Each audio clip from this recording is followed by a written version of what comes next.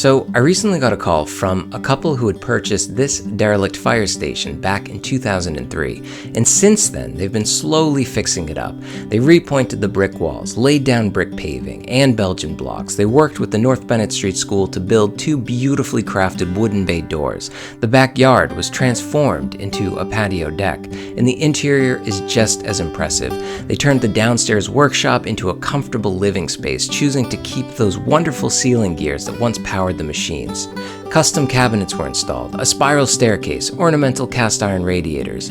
The main room of the second floor, once filled with bunk beds for the firemen, was converted into this gorgeous living room. I mean, everything works together, from the furniture and curtains to the Art Nouveau wallpaper, that wooded scenery strip, and the muted yellow and green paint.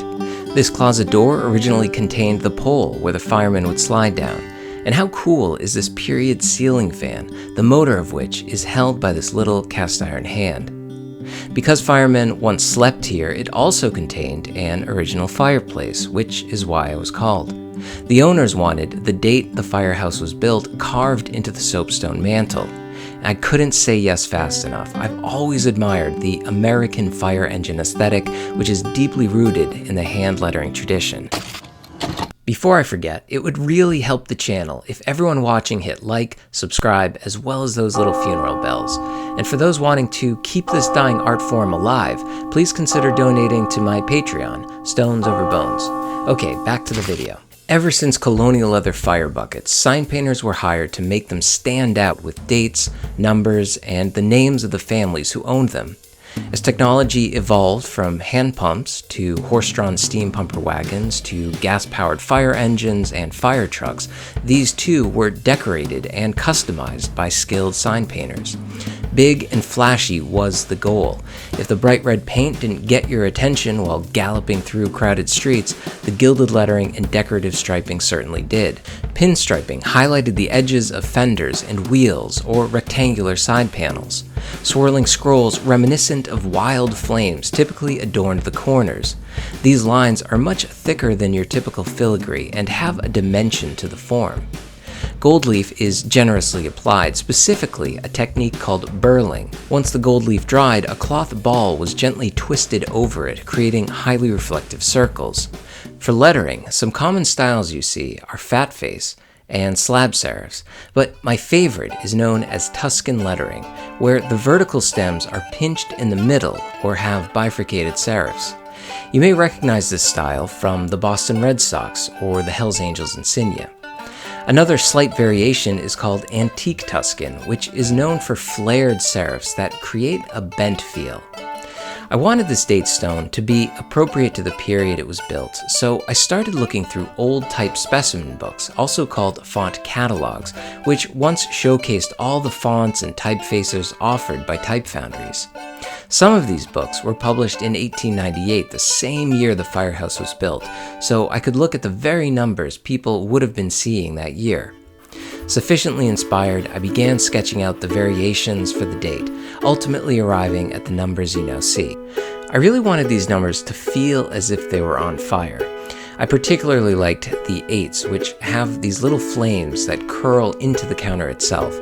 And note how the bottom counter nudges ever so slightly into that curving stem, which splits in the center into 2 candlewick flames.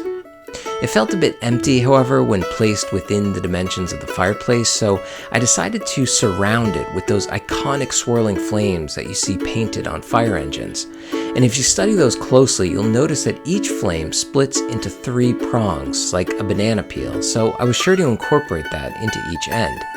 Sketching out the swirls was very similar to filigree, but thicker and more violent, like the flames are snapping like a whip.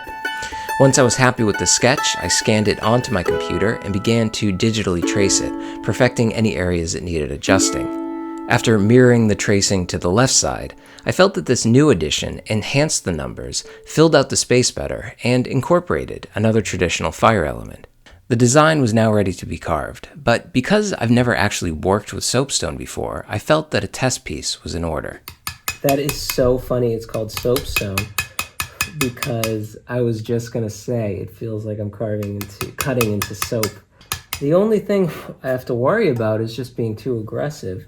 So, feeling better prepared, I brought my tools to the fire station and began setting up. The first step was transferring the design to the stone using white carbon paper. I then started chipping away the numerals. Carving on site means you have to be hyper-focused because there's really no room for error. And with soapstone, errors are a real danger because it's so soft.